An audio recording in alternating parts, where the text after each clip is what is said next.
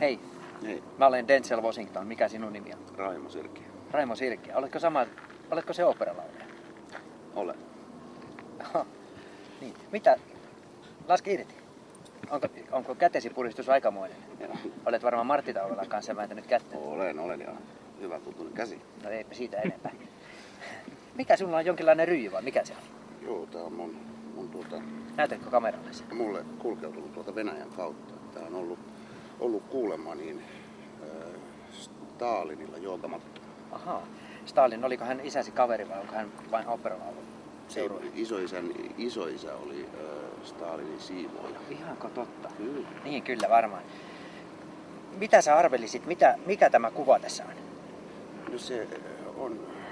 Tämähän on ihan Venäjältä suoraan tämä Kyllä kuva. se on ihan Venäjältä. Tässä on nämä venäläiset palmut, niin kuin sä varmaan tiedät, Venäjällä on tosi paljon palmuja. Siellä on. Niin, siellä onkin. Joo, siellä varmaan siellä Kaspianmerellä tai jossain. Niin, siellä Mustamerellä. Sä et ole varmaan käynyt koskaan missään ulkomailla.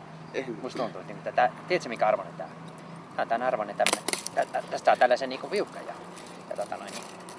tästä jos tää olisi ehjä, niin tästä olisi enemmän rahaa. Ei tästä ole mitään rahaa. Tää on ihan tämmönen.